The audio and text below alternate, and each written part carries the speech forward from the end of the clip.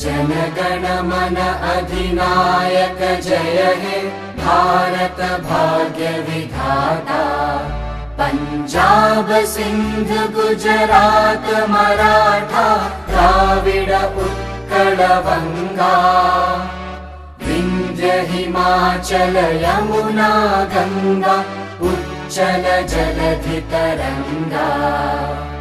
तव शुभ नामे जागे तव शुभ आशीष मागे। गाहे तव जय गाथा जन गण मंगलदायक जय हे भारत भाग्य विधाता। जय हे जय हे जय हे जय जय जय जय हे।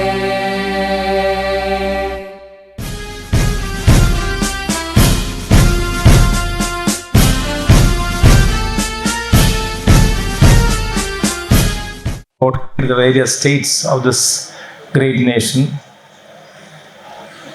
This song is for us to remember the great patriots and the martyrs of this nation. We'll sing a couple of words before I start, lines before I start the speech. ऐ मेरे वतन के लोगों,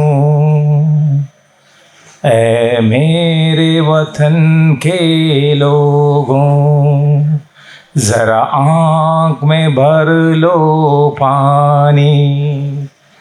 जो शहीद हुए हैं उनकी जरा याद करो कुर्बानी।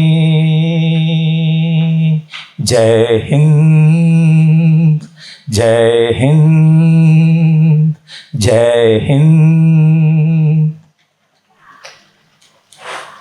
Today, I think we should observe as the Constitution Day, because we are all here today because of the great Constitution of India. Now, why did I say we are all here today? That is because of the federal ingredients in the Constitution of India, which is built into a strong center. How does the Constitution of India differ from the other constitutions? It differs because it offers positive discrimination. What is positive discrimination? Positive discrimination means giving special rights to the depressed, the oppressed, the marginalized, and the different races, linguistic groups, religious minorities, and the racial groups which constitute this nation. This nation, as you know, if you go to the roots of this nation, has got the ethnic Caucasoid group, which consists of two major groups, linguistic, the Aryan and Dravidian. Then we have the Mongoloid people. That is where the strife is going on in Manipur. Manipur, they are Mongoloid. The third group which we have is the Negritoid group. And many of the scheduled tribes and all belong to the Negritoid groups. So all the major racial groups are found in India.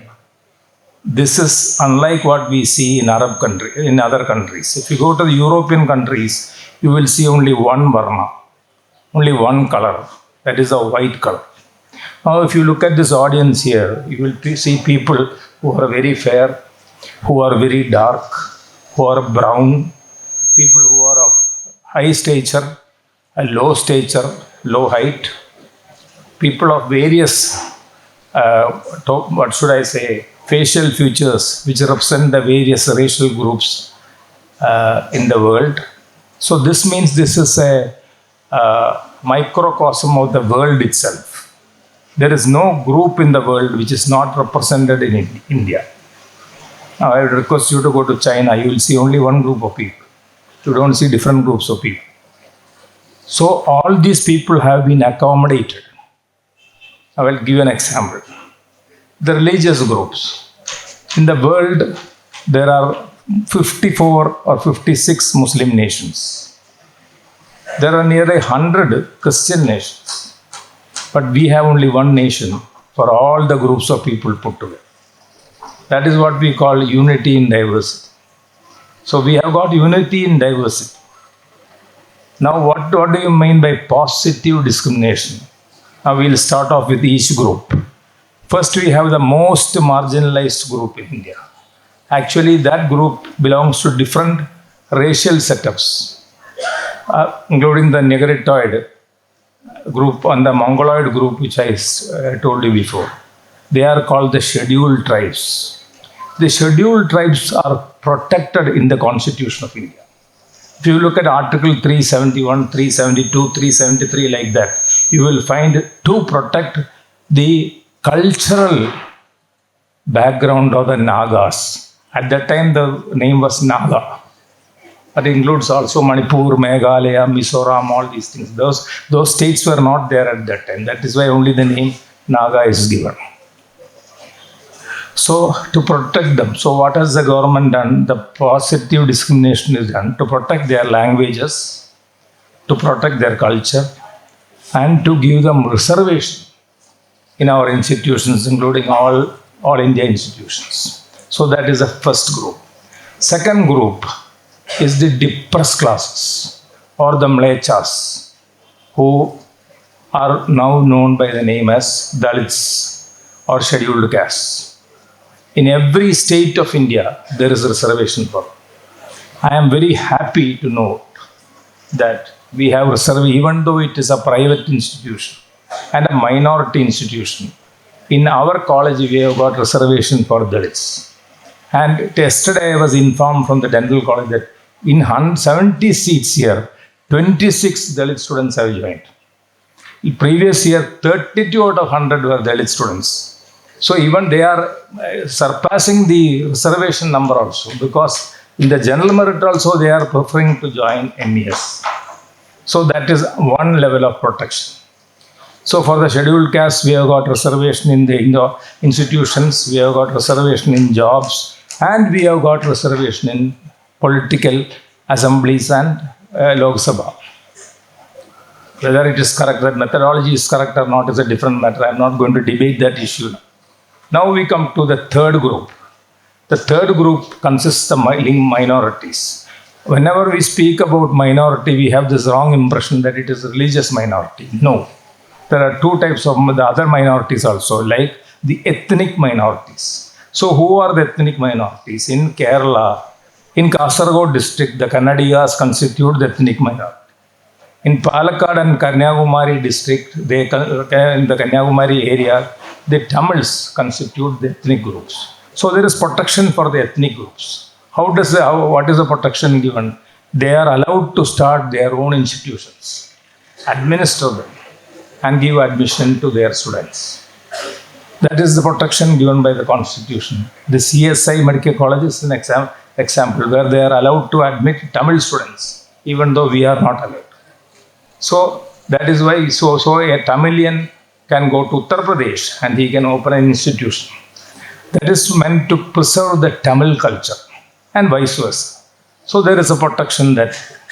Now we are coming to the minorities, that is the religious minorities. I don't think anywhere in the world there is such a protection given to the religious minorities. In most of the states, there is minority reservation. The minority reservation has been given in the Kerala state by the Kerala government.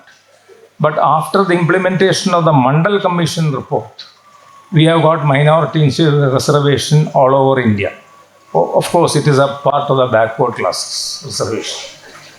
So that is one thing for the minorities. In addition to that, minorities, whether Christian, Hindu or, even Hindu, if it is in another state, for example, Tamilian here, would be taken as a Tamilian and given the status of minority status. So what is minority status? This institution is a minority status.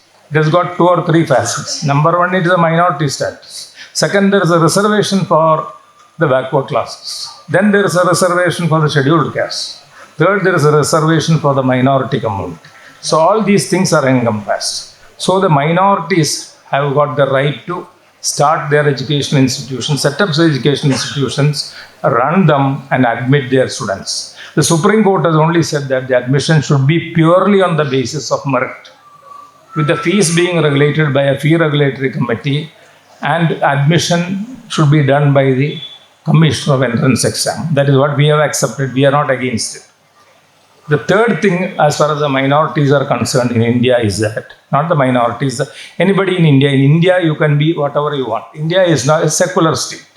The Constitution describes it as a democratic, secular, socialist republic.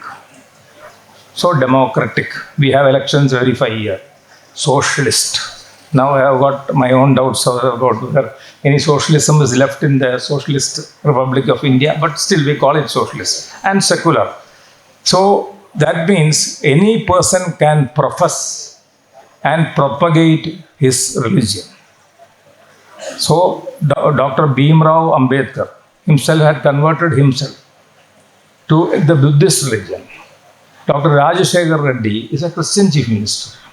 Ajit Jogi, chief minister of Chhattisgarh, is a Christian chief minister. Similarly, Conrad Sangma in Meghalaya is a Christian chief minister. So that means these people are all converted. Rajashekar Reddy means he is a Reddy, first got converted. Brahmananda Reddy is a Reddy who got converted to Christian. Then we have got atheist chief ministers. We have got Stalin, who is an atheist. So in Hindu philosophy, atheism is also a part of the Hinduism. It's very simple. You got it. Nastikam. It is called Nastikam or Nirishwaram. Both these are accepted as a part of Hinduism. So in India does not have a state religion. So you can be an atheist, you can be an agnostic, you can be a rationalist, you can be anything. And you can get converted also. So you can be a very religious and pious person. Nobody is opposing to it. It is not like what used to happen in many of the atheist countries, where religion was prohibited at one time. Here it is not prohibited. All religious practices are accepted. And if you want, you can convert yourself also. There are, of course, some laws against conversion and all. That is because they do not want, by inducement, by propaganda and inducement, religious conversion, according to me, is not good. If an individual wants, nowadays people are all learned. If they want, they can get converted like Ambedkar did. So you have the right to propagate your religion. You have the right to run your own institutions. You have got reservation in the institutions. You get scholarships in the institutions. So this means there is no other. Now I'll tell you, there is a wrong concept which has to be clarified. Most of the countries in the world are like this. It is not that we are alone doing all these things. Out of the 58 or 56 Muslim countries, only 4 countries are Islamic republics. One is Iran, one is Pakistan. Like that, 4 countries are there. The major Muslim countries are all secular. Whether it is India and Pakistan, whether it is the biggest country, that is Indonesia, whether Egypt. Of course, Saudi Arabia is not a secular state. Saudi is an Islamic state. So, except for 4 or 5 states, Iraq, Islam, Bahrain, or these 4 countries, 2 other countries which I named, the other Muslim countries are there. So, this means that secularism is not, given as a morsel to you. This we are giving to you out of mercy. No. Secularism is there all over the world. The entire world is secular.